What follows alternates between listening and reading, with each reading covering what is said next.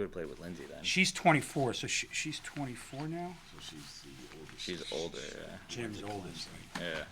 Yeah, she went right. So she graduated. Yeah. So I came in right behind that, I think. Because I had Emma from She's only Emma. 2 years older Where did than Emma them, go? though. Emma went to Emma went to Indiana. Indiana. That's Yeah. right. I knew that. She's only 2 years older though, so you weren't there for. Oh no, you were there. No, you were there 2 years before Lindsay. That would have been because Lindsay's. No, Lindsay was a sophomore. When Aren't her and Emma 22 now? They were sophomores when I got there. Right. So it would have Oh, been she his might have been daughter's a senior senior. class. Yeah. So, yeah. So what do you guys want to talk about? Anything and everything. You Yeah. guys are gonna ask me, huh? Just about. Anything off Well, limits? not the starting five. We already said that. Yeah, but you know, like, I don't know, yeah. just because, whatever. I'd rather. I didn't want you to ruffle any feathers. That's why I asked you Yeah. I beforehand. don't know. Like, Yeah, it's probably not even a big deal. But, yeah. Yeah, whatever you wanna. I listened to some of your interviews, so I'll try not to repeat questions. You can that you've repeat done. anything you want, because I may tell you the same thing. All right. But no, yeah, it's general sports, where we're getting ready for March Madness, so we can ask you about your time at CBS as well. How you kind of got into the business. We'll probably how we start off, and yeah, I have a few anecdotes here. I have some funny questions too, so they might sound like sarcastic digs, but they're not. I swear, they're just funny because on one thing you did say that you're hoping the Super Bowl would be good. So I have some questions about that. I was hoping the Super Bowl would be good. Yeah, Like and a it was competitive, not. You mean? Yeah, that's what it sounded like. It was good. It was a good. It was a good day. It was, Yeah. Overall. No, but yeah. Okay. So we try to keep it like not to steal right from Pat McAfee, but like comedic, informative type of stuff. So like when we do interviews, we get a little serious, but a little fun too. So keep it light, and then that's about it. I usually play off of him and add questions. Do you have a tissue? Do you have a? Is there a tissue? We have water for you too, by the way. Yeah. How long have you guys been? This is we're going into our third year. This is our third season, quote unquote. So yeah, we started the October of our first year. So we cut most of the football season. Ended after the Super Bowl. We take like 2 weeks off. Come back for March Madness and everything. Right. Then go all the way through the Super Bowl again because obviously baseball takes up a lot of summer. Right. Yeah. And we also had the Olympics this last So year. you do it all here. No, no. this But you is- said you were in this- Boston. Did you say He you were was in I was in Boston. Boston for business. Yeah. Oh, for business. Yeah. Gotcha. We typically record out of his basement just because it's easier, and Right. recording time we've got to pay for here and everything. And This is right now reserved for live guests. yeah, we're just now starting to kind of monetize it in certain ways. We got a few sponsors and everything, so Nice. but yeah, slowly building. I'm a sucker for this type of content, like sports content. I love it all. Oh, thank you very much. So, I could've maybe- thanks, Ming.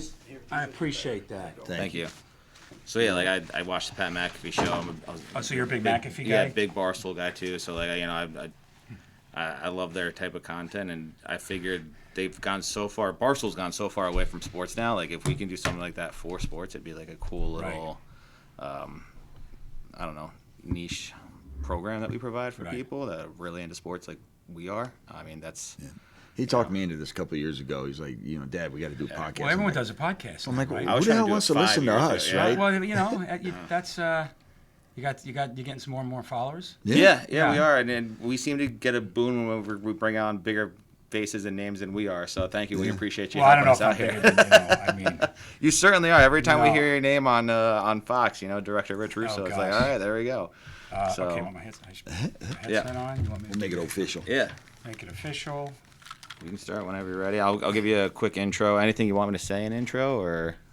Well, no. I mean, how many Super Bowls maybe I've directed? Whatever you want. 5 now, right? Six. Okay. That's the thing. My You bad. go to Google, they're a little behind. Well, I was watching the interview, and I think that. you said you've done 5, so I Yeah, so this didn't is add 6. one. Yeah. 13 Emmys, 6. Yes, we are. Okay. Yeah. 13-time Emmy actually Award winner. taking- I'll have Yeah, that I one. know. There you go. Not that No, I like it. 13. I'll not even say that you had me do it. No, I'm kidding. You can say anything you want. I don't care. I honestly don't. Careful care. now. Yeah. Let me back that I get up. sarcastic at you. We're ready whenever you are. Ming. I'm ready as well. All right, Go cool. for it. All right, and now we'd like to introduce our special guest for today on Outside the Coach's Box, 13-time Emmy Award-winning director for Fox Sports, who's done 6 Super Bowls, Rich Russo. Thanks for joining us, Rich. Appreciate it. Thanks for having me. Appreciate it. Impressive record there. It is. 13 Emmys. Someone might have said 13 Emmys before we started doing this, so I had to include it. Well, but, you know, somebody asked, so I had to, once they asked, I had to give them. Is that a thing for Emmy Award winners? Like when you win so much, you're just like it's like part of the thing. Like I should have known having you on. No, you shouldn't have known. Okay. You really should have. It's not. It's not a big deal. So do you have all 13 like showcased at your house, or is it just one's enough and you maybe put times 13 or something like that? I call it the Emmy room. So nice. it's a TV room, Emmy room. But, Okay. yeah, I mean, it's, you know, my parents parents had one, my mom and dad, but they're passed away now. But so now I took it. So I would give them away a little bit. I'd give them out. But now I have them all at home in Homedale. So That's awesome. yeah. Well, if you're looking to give any away, no. Yeah. No, that's Yeah. cool though. I mean, and rightfully so. I mean, you say it's no big deal, but I mean, I've never seen an Emmy, so like, I mean, other than on TV and everything, I kind of imagine like, is there weight to it? Like, does it feel pretty heavy, or is it like? Yeah, it's kind of Yeah? it's somewhat heavy. All right. It's kind of somewhat heavy. I'll bring it to you. Okay. I'll bring it to Next you, time then we you- have you on. Next Then you time. can keep it, and then next time you have me on, you could say I've won 12 Emmys. There we go. Yeah, exactly. There you go. No, that's cool. But that's a testament for a job well done, obviously. I mean, that's Yeah. the top level of that industry, right? Well, thanks. Yeah, I mean, I've been fortunate to be in the industry for a long time. You know, from CBS to Fox in '94, I got to Fox in '94. So I've been fortunate to work on a lot of big events and work with some pretty amazing people. Sometimes you get a little jaded in a sense where you got to kind of take a step back and say, boy, you know, and I've worked with some pretty interesting and pretty dynamic and pretty talented people. Yeah. So, and again, the Emmys are, it's such a part of a team Yeah. Yeah. that I always emphasize that it's not just me, it's the entire team, whatever we happen to win.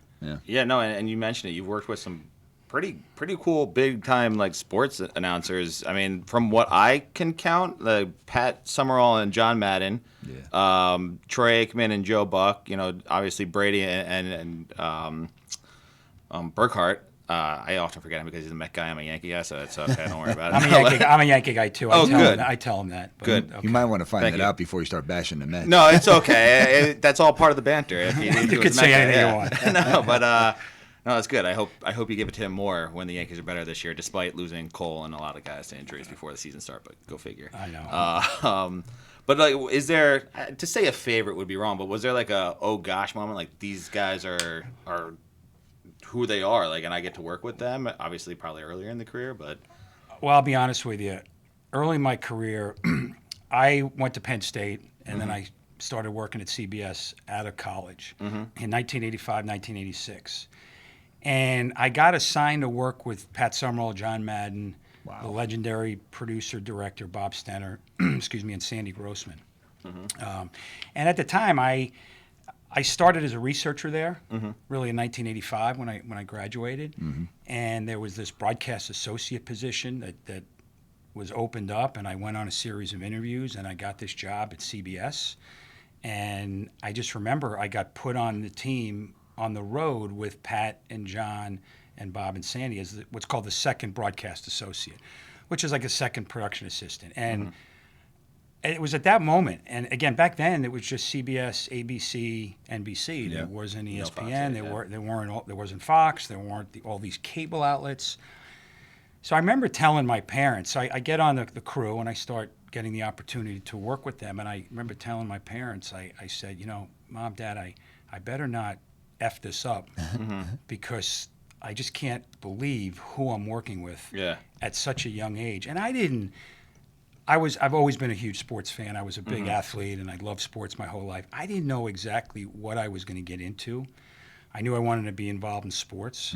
I didn't necessarily know television was maybe the exact way I was going to go. I thought maybe I can work for a team or a league or whatever. And then the CBS thing came around. I was like, boy. So then I started as an entry level on the road, full-time working with Pat and John, and that was just incredible. And I had the opportunity to work with them as a broadcast associate, as an associate director, and just to be able to spend time with them at that level. And I would do anything they needed. I would get John hot tea, lemon, whatever Pat needed, whatever John wanted at the time, whatever the production people wanted, because I was just one of those guys, kids, put my head down, just learn, Hustling, just grow, huh? hustling. Yeah. And then it was funny with John, they were so good. And John has had a real sense of loyalty. And he knew, I mean, I worked hard. I mean, I worked my butt off. And he can sense the people that came, and same with Pat, that worked hard. And just the opportunity to work with them every single weekend. I mean, I can go on with stories about being able to take the bus with John. I was just going to ask you about the You know, Madden bus. and with Madden, to be honest with you, even as a kid, I mean, you always had to be on. For example, like even if we go to the production meetings, I'd always have a depth chart in my back pocket because he would go, Russo, who's 74 is the left tackle. Tell me who it is. Who's the left guard? And you know, back then I studied because I didn't want to disappoint John, and I'm like, here I am working with Matt, and I'm like, shoot, I mean, I'm not going to screw this up, and it really helped me. It just helped. It was just a complete mindset that you had to be on, you had to be good, you had to be detailed, you had to know what you were doing, know what you were talking about, and so yeah, having the opportunity to work with them, and then from the production side with Bob Stenner, Sandy Grossman. It was Sandy who, and I don't want to. I'll get to you. I don't want to prolong this anymore. No, you're good. You're good. But it was Sandy, as a director, that when I saw him and how he shaped a telecast visually, and how he worked with John, how he worked with Pat, how he worked with the entire crew, from the technical crew to the production crew. It was him that I said to myself, boy, you know, I would love to someday, maybe I can get a chance to direct. I had no idea if I would ever direct or get that opportunity to direct. I was just a little kid out of college, just trying to, you know, learn the ropes and figure out what I wanted to do. And so it was that. But that crew was such a legendary crew. And, you know, you turn all the Giant games, all the Cowboy games, all the Bears games, all the Niners games, you turned those games on back then, and that was it. I mean, there was nobody like Pat and John. Right. And there's still nobody like Pat and John. No, I mean, so that was my first. I was so fortunate, but that was my first real entry into TV. Yeah, you That's got awesome. you got a window open, but you ran through it, which is good in terms of what you were describing as far as your hustle and being prepared and doing the extra mileage for them. Totally. I mean, and I tell kids that networking is really important. And to be honest with you, an assistant lacrosse coach of mine made a call on my behalf to CBS. This guy by the name of Jimmy Tubbs, who was Brent Musburger's spotter. It's a great name, by the Like way. Jimmy Tubbs. Yeah, Jimmy Tubbsy, Tubbs. yeah. That's Tubbsy. And I tell my assistant lacrosse coach, I remember like 3 or 4 years ago having lunch with him. I said, if you never made that call for me, who knows what I would be doing right now? It just and then one thing led to another, and then I got on that. But yeah, you're right. I mean, you get the opportunity, but you have to run with it. Yeah. And you have to impress people. You have to work hard, be diligent, and learn, and just and ask questions. So no, I couldn't agree with you more. I mean, that's how I got my start in sports as well. Like in law school, I did sports agency. I had a professor that was on the music side of the business, but she knew Kristen Kaliga, who gave me an internship at not 3XL, sorry, at K Sports, who I then met Nate Richmond, who owns agency 3XL, and he brought me on graduating law school as the basketball division. And yeah, I mean, it's gone off from there, and obviously I've gone off and done other things in addition to that within sports. But no, I agree with you. Networking is huge. I've had a few interns. I say the same thing. So that's great that you learned that at a young age, right out of college, where a lot of people are now, I feel, don't really do that. So something to really learn. And you have to develop a passion. Yeah. And you may not know that passion, excuse me, right out of college. Yeah. You may not know. You have to find your way. You have to figure it out, and you have to also be able to take rejection and failure and get back up and go back at it again. Yeah. I was just talking to a young lady who works for me in a sales capacity, and she was kind of hesitant. She has a confidence issue, and I said, listen, dive in, fail fast, just go do it, and then we'll make the adjustments. We'll coach you up around that, but don't sit on the sidelines and be afraid, right? Right, and back then, obviously, there weren't phones, there wasn't computers, there wasn't Google. And that's what I not worry about now, but you had to communicate. You had to look people in the eye. You had to go to the office. You had to, for me, I was on the road doing games, and that's important. I think that's so important.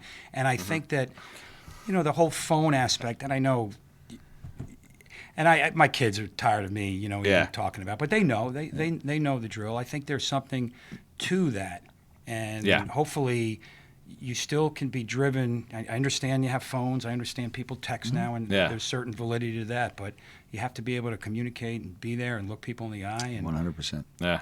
So when you were at Penn State, did you study something specifically that led you into this field, or was it I have kind of a background that, and now here's an opportunity, and I went and chased it? I basically majored in communications and speech communications.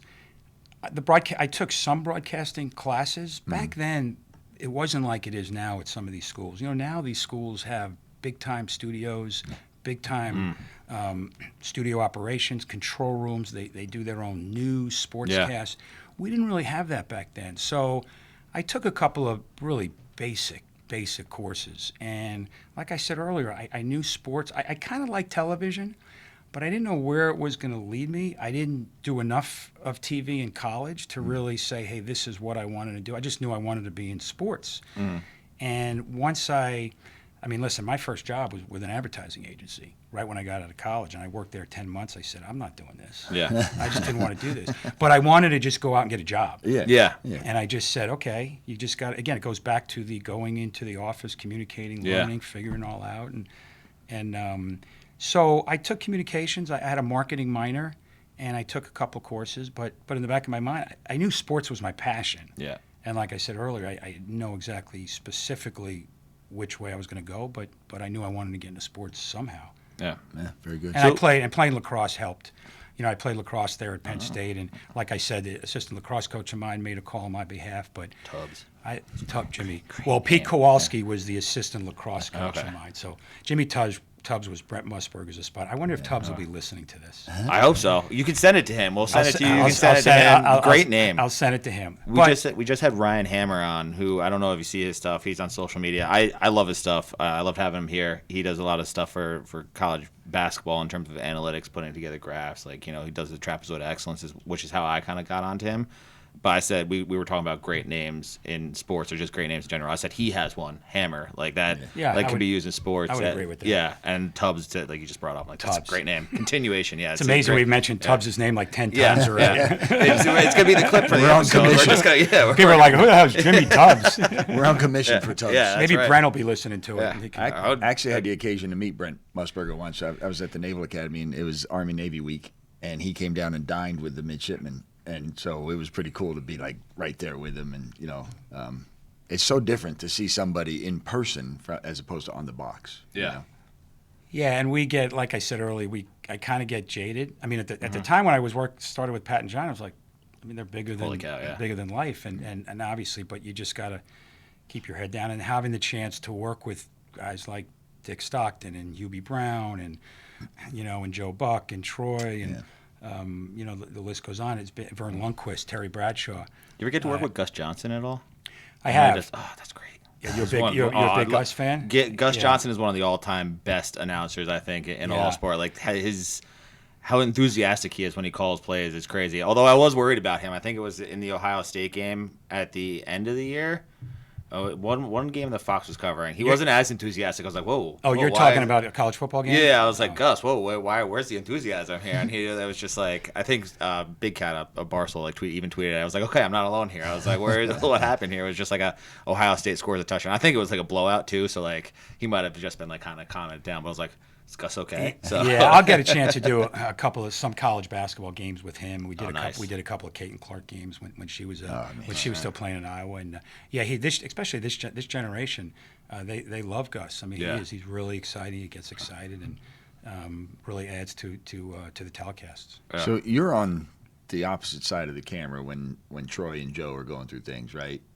Well, not anymore. No. Unfortunately, they're with ESPN now. Oh, true. So when they were with Tom Fox. and Kevin. Now it's Kevin and Tom. Right. And, So but it was Joe and Troy for Aikman's hands just seem massive. So when he's really weird question. But I'm just saying, I don't know where you're going with this. But he's okay. a quarterback, and obviously quarterbacks get rated for the size of their hand and whatnot. But when he's projecting out to the camera, the hands look like they could wrap.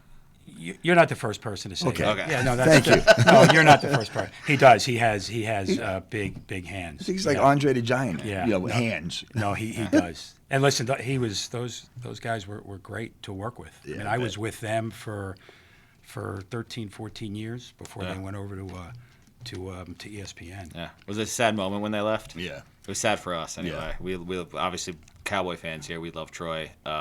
So, except when he's doing Cowboy games, he seems to show like this unwillingness to like say anything good about the Cowboys. I think it's just show that he's not like a biased like announcer. But I was just like, Troy, it'd be nice to say one good thing about us, maybe just a little bit. Like that's it. It was great to work with them. But it is funny when you talk about fans and having bias. Like, I'll tell you a story like with Joe. I remember there was I think the Yankees were playing the Red Sox, and Joe tells the story, and people went on Twitter and they were ripping Joe about the game and about he's anti-Yankees, and these guys are not anti-anybody. Yeah. I mean, and I'm not just saying that. None of these professionals are against any team. But Joe tells the story, and there was all these tweets that were out. It turns out Kenny Albert was doing the game. Joe Buck wasn't even doing the game. So they were all ripping Joe, and Kenny's great. I love Kenny, but for whatever reason they're ripping Joe, and it was just really, really funny. I actually do like, as a Yankee fan, I will say I do like Joe Buck on baseball specifically, and I don't know if it's because he has like the lineage, like his dad doing it as well, where he learned a lot from it. I miss him on Fox baseball coverage because he was so good at baseball. I agree, and he was so good on football. Again, when you turn the game on, or if you turn a game on and you close your eyes and you listen to him, it's a big game. It feels like a huge game, and he's really talented. He's really smart. He's really talented, and he knows moments. He knows in football, and that's what makes a great broadcaster. Knowing the moments, knowing not when to talk, when not to talk, knowing when to lay out, knowing when to let the crowd play out. I think the master at that great was Vin Scully. He was known for that, like just let the game speak for itself. And I think Pat was like that. Yeah. Pat, why Pat and John got along so well is Pat knew that John was the star. Pat was he was such a minimalist. Yeah. He didn't over talk. He didn't over speak. He just had a few words. He would set John up, and John just went and ran with it. And with his pen too, a lot. With his pen and the whole telestrator. I love that. Yeah, and he was larger than life. He's such a great personality. But his personality, I feel, would be fun to watch. I mean, but just to watch. I mean, was he as animated when the camera was off as he was when the camera was on? Oh, he could. Yeah, he was a ball buster. Yeah. He was a total ball buster, and you had to be on. You had to be on your toes, and he had just such a great memory. He would remember something that happened 12 years ago, 14 years ago. It could be something in a lobby hotel or something but he was a constant ball buster, loved to rip, but loved to teach. Yeah. He really did that because he was a teacher. True coach. Coach, and he was a teacher before he became a coach. Wow. Yeah, that's awesome. Now, is that why you moved over to Fox too? Because those guys went to Fox when the inception of Fox Sports became a thing. Obviously Pat and John went over there. I believe Terry Bradshaw started the pregame show with, was it Jim Brown at the time? James Brown. James Brown. Sorry. Yeah, like is that what those guys going there? Is that what brought you over there as well, or was it just like a step up as well in the industry as well as like your guys are going there? Well, for me, to be honest with you, in 1994, Fox obtained the NFC package. In the NFL, so they got football. Now Fox didn't exist at the time. People knew them as The Simpsons. People knew them as some shows. So then Fox got the NFL. So they had to put together an entire team, not only in front of the camera, behind the camera. And I was at CBS since '85. Like I said, since I graduated college. And I was one of the production guys that went over there. And I had to they had asked me to come. And again, they just had football. Now I was not directing at the time. Right. I was an associate director, associate producer. And I had to make that decision. Now, CBS still had all these sports, and then Fox just had football. So it was okay. I ended up making the move, and it was really the best thing for me that ever happened. I did work with them, again, as an associate director for 2 or 3 years or so. But what then happened is Fox, John Madden used to say it was called Fox Sport because all they had was football at the time. But then what happened was football became hockey. Hockey became baseball. Baseball became NASCAR. NASCAR became college basketball. So then Fox really started to obtain all these properties. And for myself, it gave me a really good opportunity to grow in my field and to get chances and to get opportunities. People at CBS, I still know the guys there. It's amazing how decisions that you make in life how they can impact you down the line, when at the time you don't know that they're going to impact you, or you don't know how they're going to impact you. Right. Yeah. So I was one of the production behind the scenes people that went over there in 94, 95. Yeah. Nice. Now, were you part of the pregame show as well? And obviously, as it grows, or were you just doing the live action live directing of the sport football itself? For the most part, That's a weird question how I no, phrased that. So. but you know what? But I really knew what you meant. Thank you, appreciate it. For the most part, I did games. Now I'd work Yeah. on pregame shows. I would do features or pieces, and that was part of the process coming up in this business. But for the most part, I did games, and I found myself that's what I wanted to do moving forward, was doing games, because to me games was just like playing. Yeah. Because you have to react, you have to be instinctive. You could sit in an edit room, and there are people that do documentaries a lot better than I can. They may not be able to do live television. There's a big difference. Yeah. You can sit in an edit room and sit down and take 5 or 6 hours, and there's an art to that. People Yeah. are really, really good at that. My expertise, I felt, was doing games, so I was fortunate that was really the avenue. I worked on some pregame shows, some.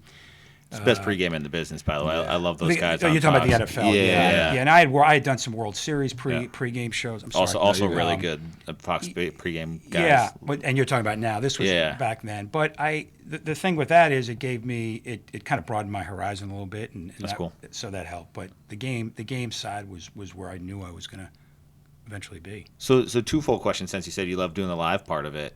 What's the hardest thing about recording, especially football, live sports? We all know, like, I guess the volatility of it. Anything could happen, right? Like, people come on the field.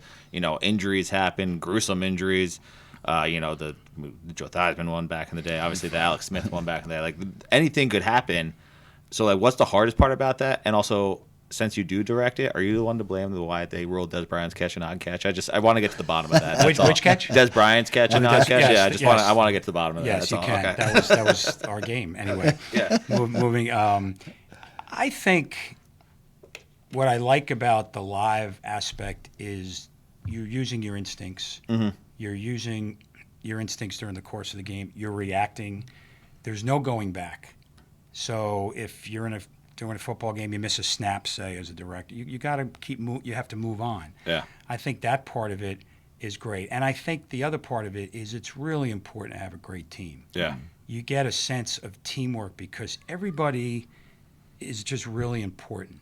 Whether they're a camera operator, whether they're a replay operator, EBS operator, whether they work in audio, whether they work in video.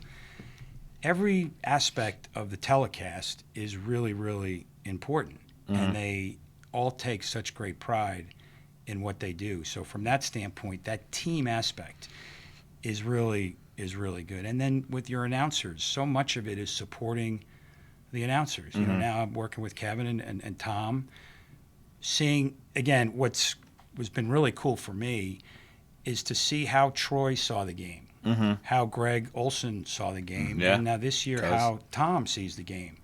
And from that standpoint, you learn so much from them. Yeah. And it's pretty cool to see. Back with John was a line guy. Yeah. John loved the line. John saw the game a little bit from inside to out. Yeah. Troy and Tom may see a little bit more of the game from outside to in because they're quarterbacks, because that's how they're looking at the game and that's how they're seeing the game. So for me, it's fascinating to really learn from them, see what's important for them, and to constantly think visually, how can we show this to the viewer?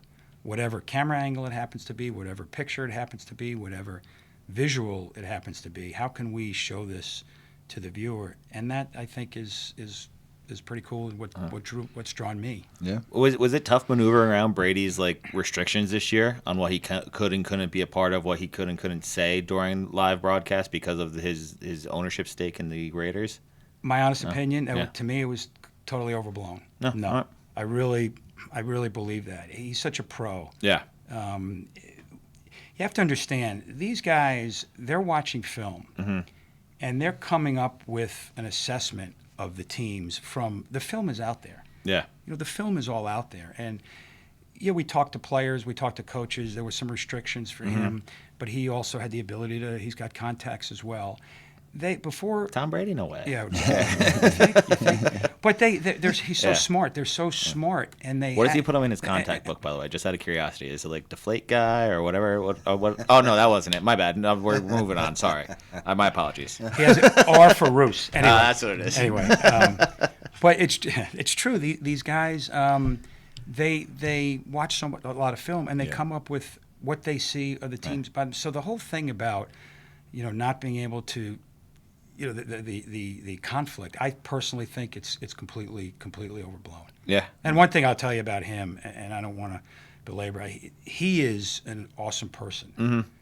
And it was pretty cool for me to start to work with him because to start, you don't know what you don't know. He's never broadcast. He's never done broadcasting. And to get an opportunity to see what he's like, number one, as a person, you could tell that guys that played with him loved him as a teammate. Because that's the way he is even in broadcasting in his first year, and you forget it's his first year, and you could just tell he's gotten more and more comfortable. We had a lot of exposure to him because I think he did the first 3 or 4 Cowboy games. He did. Four straight Cowboy games to start the year. We did, and they were not good. Believe me, I know because I was there with him. I know, and they were not good, and that was. But we had him early it was interesting because we had him early in the year, and then we didn't have him for a while. So what they did was they front-loaded the Cowboy games, and then we had him, I think, one other time. And then we're like, so you're a huge. Oh yeah. Painful. It's painful. Yeah. Listen, Fox wants not only Fox. I love it. No, not Fox, but all the networks. Yeah. Are better when the Cowboys are good. $1 billion franchise brings in a lot of viewers. I get it. It's painful to watch, and then hear these brilliant analysts talk about how bad we are. It's like, yeah, I get it. Thanks, appreciate it. We can see that. We're good. Thanks. Right. I don't need Tom Brady to tell me how bad we look on the offensive line. Like, yep, no, thanks, got it. Appreciate it, Tom. Yeah. I'm surprised you're not more adamant about supporting the Cowboys because you had a brief stint as a tight end with them.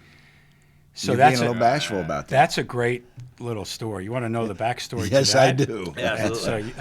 Yeah, absolutely. Did you happen to see that live, or you just? Yeah, heard no, about I believe we saw it live, and Yeah. obviously there's clips and everything about it. We watch. I mean, we're football junkies. Yeah, I'm a Cowboys fan, but like just like you, I'm huge in sports. Sport is my passion. So like I do all things sports related. That's why I wanted to start a podcast. Dating back, I think like 5-7 years ago. I finally got him on the hook 3 years ago. So like we're going strong, and I have another one with my cousin called You Like That. It's more of a debate show.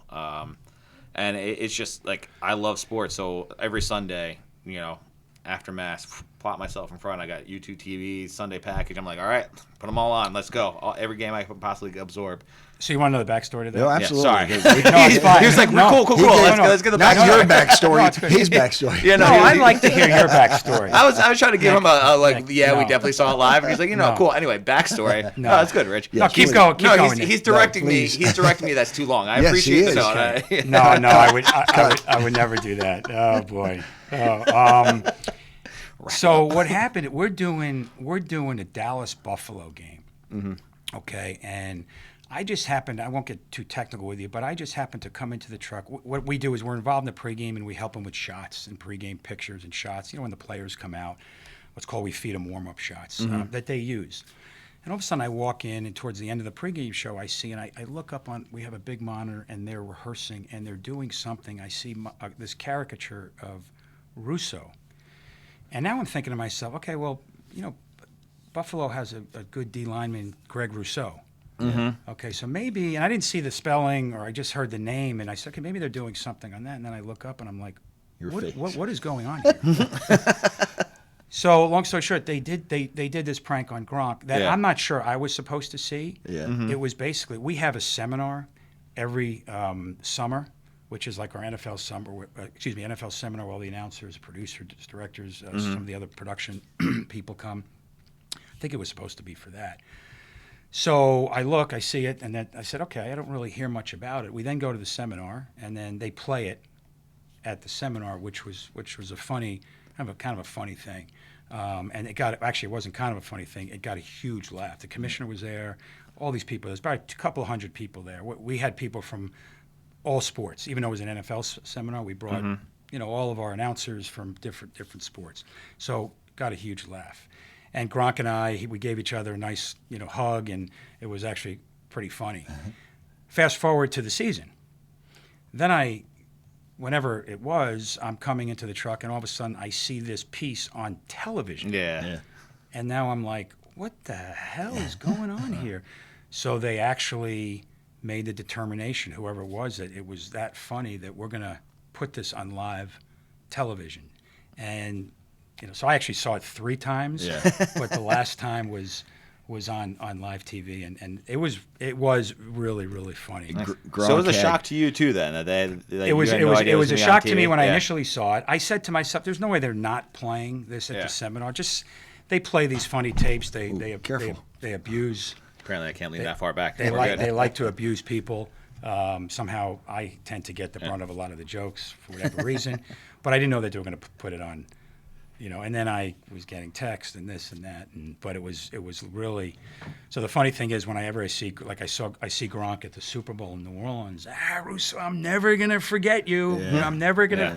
So he was great about it. I tell you, the other guys did a great job of setting it up and playing through it. And then when your picture comes up, you're jacked, by the way. I know. I got to the weight room right after. Yeah. And you're holding the football, and he just has this completely more lost look than he normally has, because he's kind of an affable, dopey guy, not in a lovable way, right?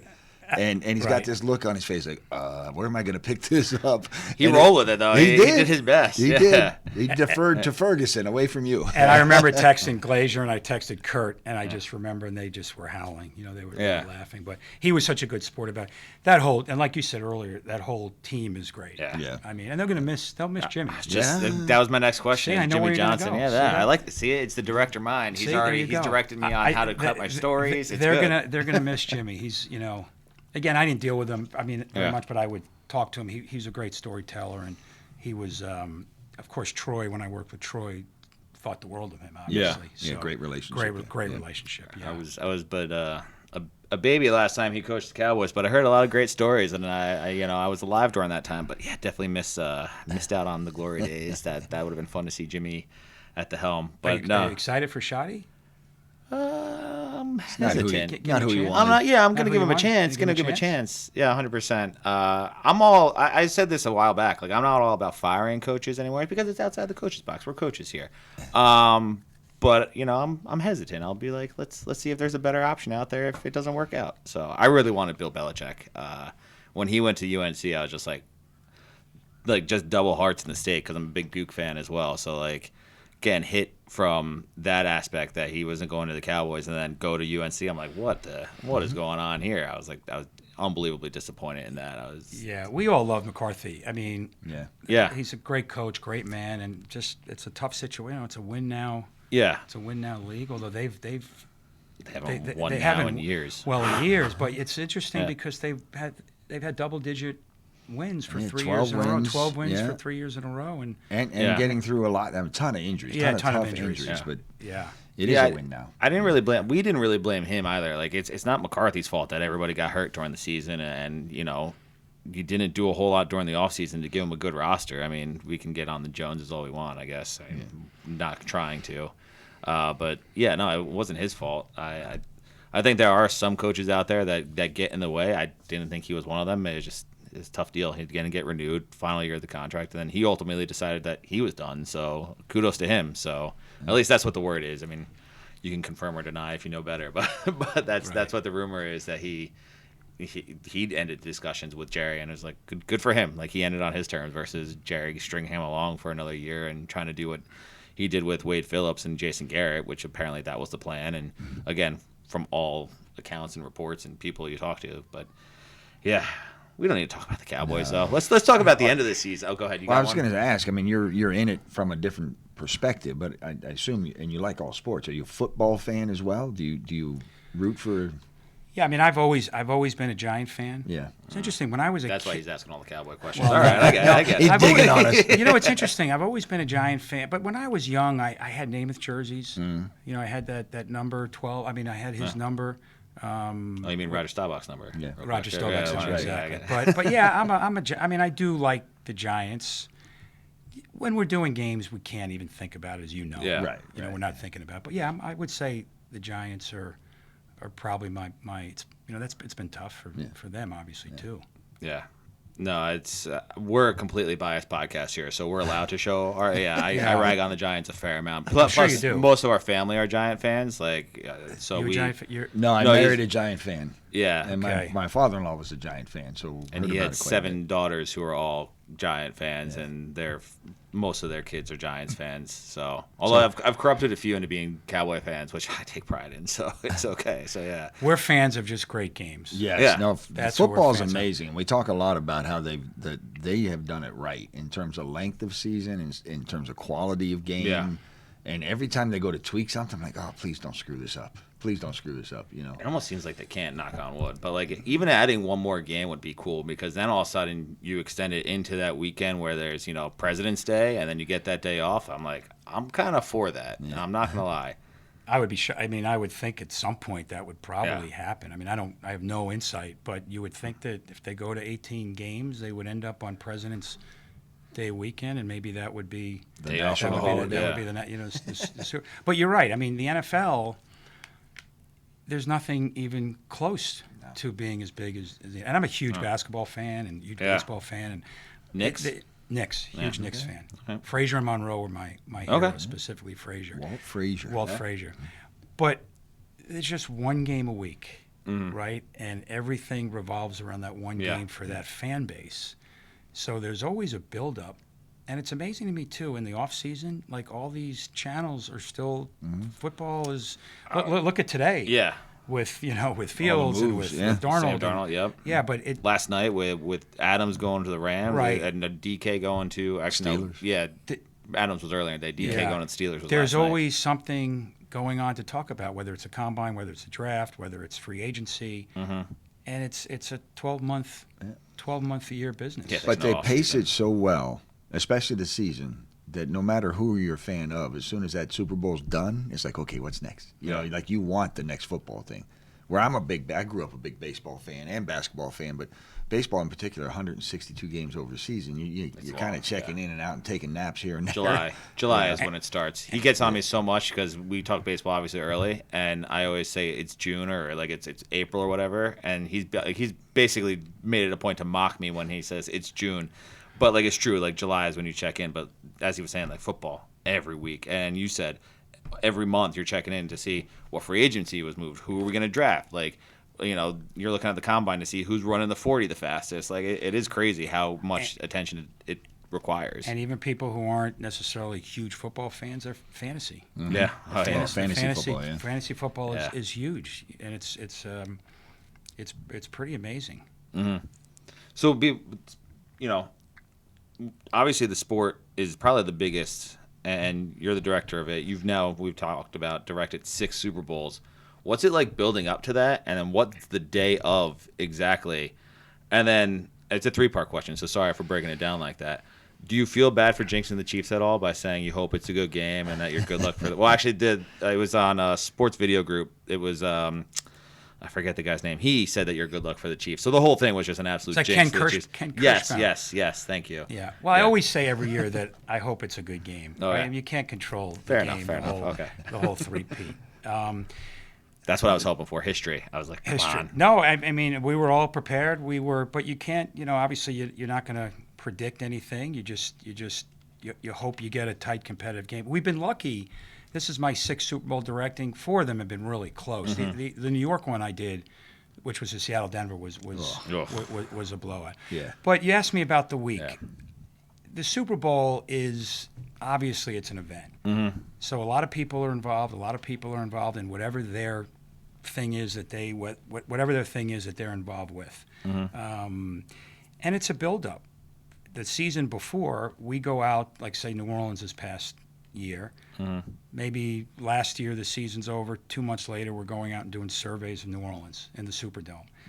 Traditionally, we may do a game. We didn't actually do a regular season game there, but enough games have been played there. But I will look at Really? The top crew in Fox didn't do a New Orleans game this year? in New Orleans. We didn't. That's wild. Yeah. It's not like a weird set, but that's kind of interesting. No, but I'll go out and I'll do surveys of the stadium. And the last New Orleans Super Bowl was actually when the lights went out, which was the CBS Super Bowl. But I'll look at, because we obviously we're adding equipment, we're adding cameras, so we'll all go out and survey the stadiums, and you end up having a lot more meetings because it's just an enormous event.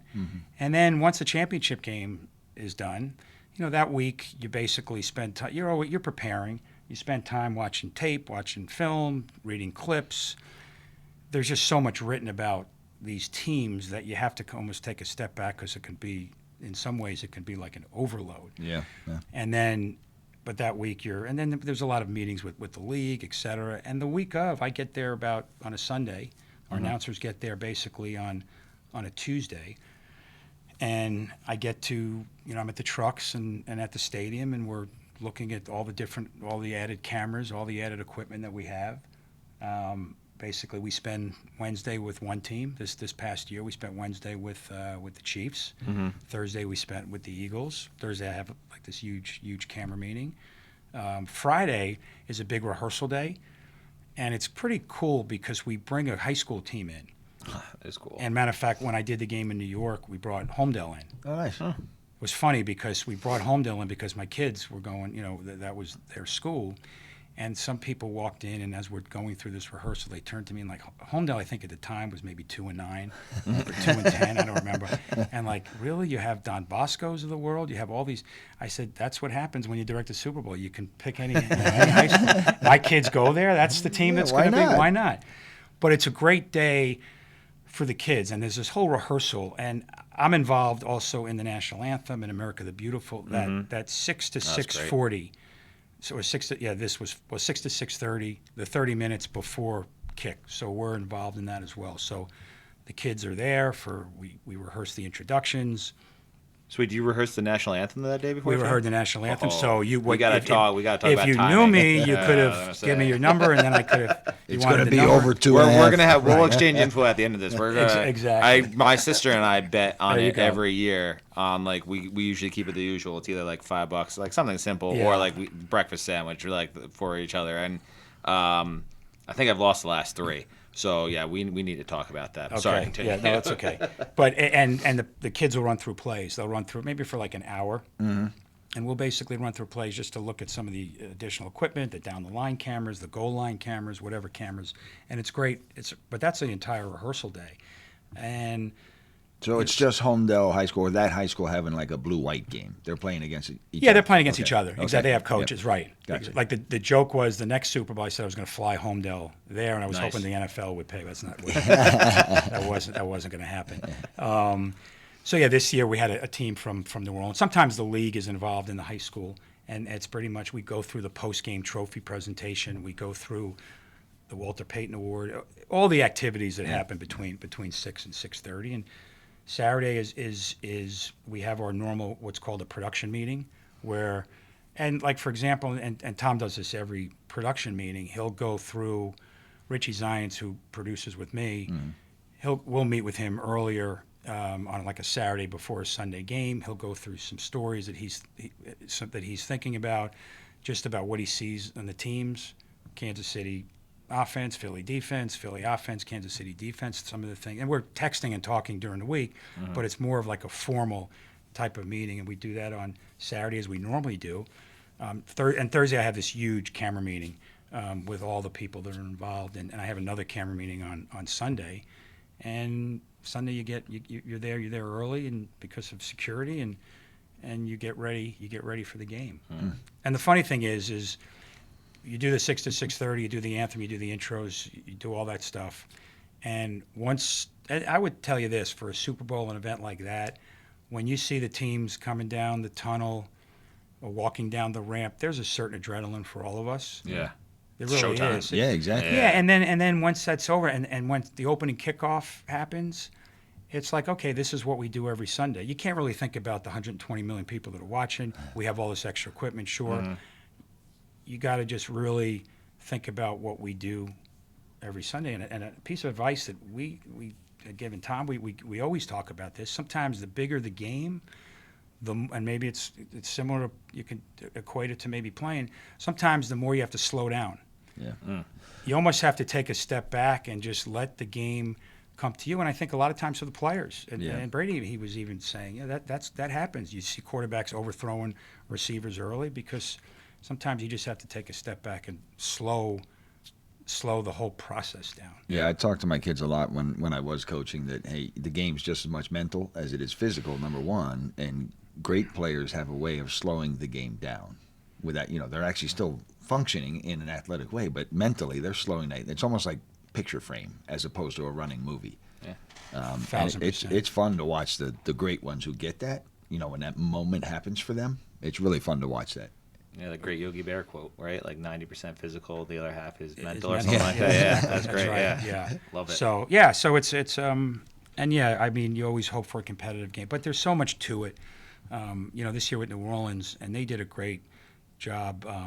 With what happened in New Orleans, and there was a lot of mentioning of that. There were some features, there were some pieces with Lady Gaga. I don't know if you saw that, but she was down on Bourbon Street. It was a tape piece with all the announcers. Mm-hmm. So there was a lot. That aired the night before, right? No, that aired at 6 o'clock. 6 That o'clock, actually right? aired The few hours, right? or actually like 40 minutes before kickoff. Right. It was filmed the night before. That's It was actually filmed on Oh. Thursday morning, but a couple there you go. couple mornings, yeah. So You were you on the Super Bowl when Whitney Houston sang the national anthem? No. Oh. I was not. That was phenomenal. incredible. Yeah. That was an incredible. That's the national Cowboys Super anthem. Bowl, right? It was. California, actually. yeah. It was. She did an amazing Pasadena? job. But and I thought this year it was good. 2 years ago, Stapleton was yeah, real very good. good. when I found out he was singing, I said, take the under. Because he's just going to go right through it. And he was great. And He I was remember awesome. during rehearsal, I said, "Boy, he's really, really good." And it's interesting. You always have to listen. That's part of anything we all do. I remember when we had an Eagle game, and Sirianni talked to us. It was the Whitney Houston Super Bowl. He talked to us about how emotional he has gotten for the anthem. Yeah. So I just made a note, and when they got to the Super Bowl, not this year, this was 2 years ago, we had a shot of him crying Yeah. in tears, and it just resonated that was one of those things where I just remember him saying that in one of our meetings. Good pickup. Well, it was a pickup, Yeah. but then obviously now this year we showed a tight shot of Sirianni during the anthem because in my mind we went really tight on him, and I was like, "Is there a tear? Is there He's a not tear?" crying this year. He's not crying this year, but it was pretty. He was funny. focused. That He makes two was. Super Bowls that you got then too, because I believe in that Super Bowl between the Broncos and Seahawks you were talking about, I know Sean Moreno was crying pretty hefty during the national anthem. That was it. one. That was a CBS one. Oh, was but that like CBS? this year, like Chris Jones, we Yeah, had him. he He was was very crying. emotional. But anyway, it was just he was good. Stapleton.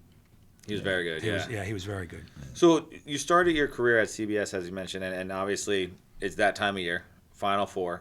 While you were there, I'm assuming you were part of a few Final Fours. How many would you say that you did while you were there? I was there in some capacity. I probably did about 8 of them, eight of them, Okay. maybe 7. In some capacity as a broadcast associate. From 85 to 93, maybe. Oh, so you saw a few Duke So national I was able to. championships. Well, the Duke UNLV game, I was fortunate. I ended up. That was the blowout, and I The remember. one where UNLV blew I Duke remember. out? I remember Yeah. producing the one shining moment. Yeah. I will tell you that's the one event that I missed the most Yeah. is the Final Four because it was just. I love college basketball, Mm-hmm.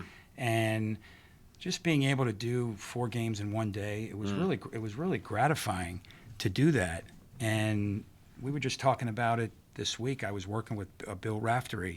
We were doing the Purdue Illinois game, and I was telling him I just miss doing the Final Four because it was really gratifying, and the kids, and it's pretty cool. There's nothing like that tournament, March Madness. There's Yeah. nothing like it. It's so good. There's a great video out there too, and nothing against the NBA, right? Like I just went to the Brooklyn Nets Warriors game where all eyes were on Steph Curry pre and post game, right? And but there's something about that energy that you just said the kids.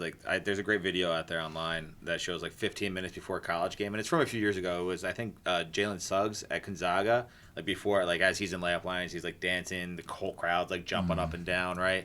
And 15 minutes before an NBA game, arena's pretty empty, people are just photo out, taking pictures and stuff like that. It's not, you're not in the moment. So yeah, I can only imagine what it's like not getting to do that anymore. It's an insane time. Yeah, and the one and done. Yeah, and the one and done is just you lose, you're out. So even doing when I get a chance to do some of the Big East tournament, that's exciting, and that's. But we don't have a tournament. CBS seems to have the tournament every year, and I'm not sure that. No chance we can get Fox. I'm not. Personally, Can't pry I it would away. love that. I mean, that would be great. I think at one time maybe there was some talk about maybe CBS losing him, but they've been doing it, they do a great job. If you do, you should look into. I always thought it'd be really cool, and I know with contracts it might be hard to do this, but it'd be really cool if for those games you could get all the college announcers to be there, like the Dickie V's, the Gus Johnsons, Jay Billis. Like you get all of them to do a game, obviously under the CBS umbrella. So like companies kind of have to come together and be willing to share talent, but like, and nothing against the guys that CBS have, right? I mean, Bill Raftery is another great one. His Onions thing is fantastic. I love that. I literally watched a clip. I think 5 straight minutes of him just screaming onions. I'm like, yep, I'm in. I'm ready to go. March Madness time. I think I saw that clip. Yeah, I know the exact clip. it's fantastic. I'm like, yep, I'm ready to go. I tune into it. But and you love the Cinderella story. I had the chance to do the Leitner game, the Christian Leitner games, as an associate director, and you just go back and I mean, there's so many of those type of the games. shot against Kansas, Kentucky. The Kentucky. Kentucky one. Sorry, the Duke Grant Kentucky, Hill, Duke rather. Kentucky game. Yeah. So, but yeah, the kids, it's just the Cinderella stories, the buzzer beaters. There's not. It's pretty special. Nothing like it. I was at the Naval Academy when David Robinson was rising to prominence, so we finally got a whiff of March Madness, and I was actually at the Elite Eight game against Duke at the Meadowlands. We had beaten Cleveland State the weekend before on a tip-in by David, and then Danny Ferry kind of decided we're not going to be in the tournament anymore. But, I mean, it is that underdog, and it's the reason why I kind of still, to this day, root for mid-majors and the smaller programs, and he's Mr. Blue Blood. oh yeah, no, I can't. Again, not to reference another interview, but we just had Ryan Hammer on. He was killing me because I was like, oh no, mid majors, no way. I'm blue blood all the way. Well, my son was at St. John. He played soccer at St. John, so he's at St. John. So now Johnny. He's happy. So he graduated. He's just a little bit older, but yeah. So I'm basically I'm finding myself now rooting for St. John. And I wouldn't be rooting for St. John's if my son hadn't gone there. So rooting interest in St. John's. Do you have a prediction though? You said you're a big sports guy. You like college sports. Like, who do you think is your favorite heading into? I'm going to the go with tournament? St. John's. Oh yeah, Yeah, I'm You're gonna go ride with on- St. You're riding John's. with your heart then, not like.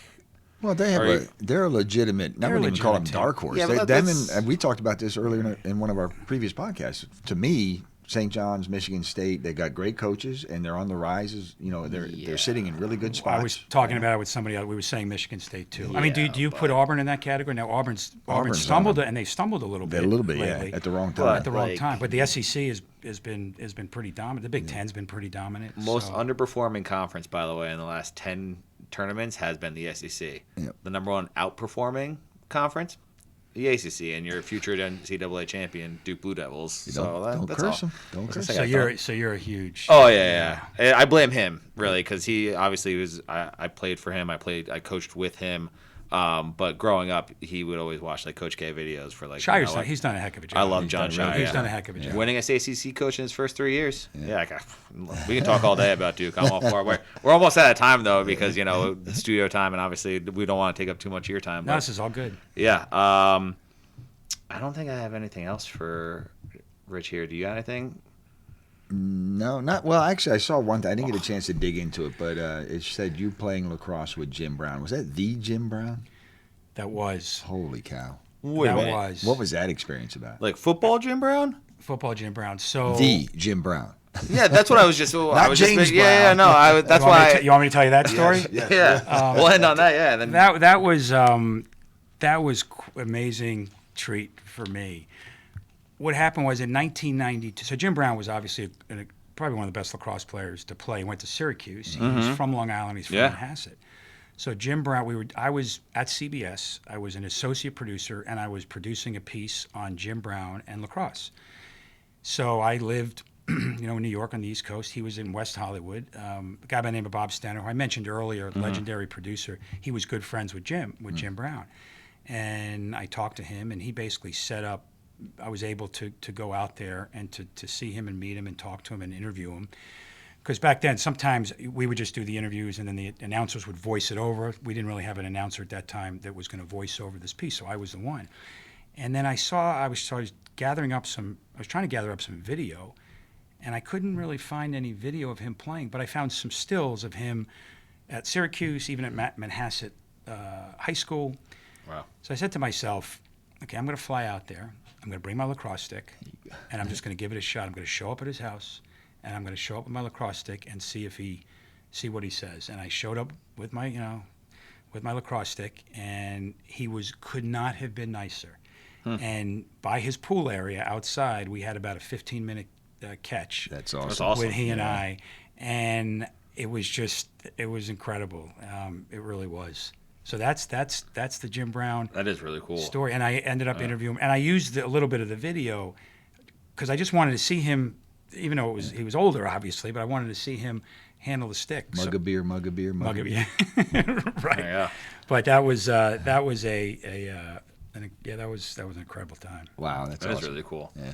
Well, I did actually have one more question for you. I was actually trying to tee it up because we do have something for you to send you home with, to thank you for coming on the podcast. It's Big D's book over here, Out of Bounds. So I don't know if you're much of a reader, but that's for you to take home. Did you sign that for? I did sign Okay, it so for it's a this, signed yeah. copy of Out of Bounds for you. But my last question here. Thank you for this. I will read this book. There's actually some home delve. I will. I will read this book. Thank you. But yeah, so my last question for you is: you've been sitting with us here for now an hour. Any tips or tricks or things for us to learn or get better on for our production and getting us higher and whatnot?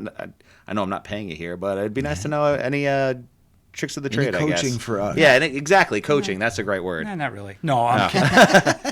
Don't guys- tell my personal stories. You Is that guys- it? you Like, guys- cut it off? You guys did a great job. But yeah, don't be so long-winded. Oh, okay. No, I'm kidding. No, I'm joking. Just wrap No, it up. Yeah, wa- cut it out. It and- was. This was great. Yeah. A lot of fun. I enjoyed it. And I'm glad you asked me to do it. Yeah, well, No, thank yeah, you. Yeah. thank you to you, and a special thank you to our recurring favorite referee, Jim Quirk, for helping us set this up. So yeah, that's great. How often do you have him on? He's been on twice. now. Twice, yeah. So he comes on after every football season to kind of talk about the year. We talk about controversial calls. He answers that. I can send you that clip as well.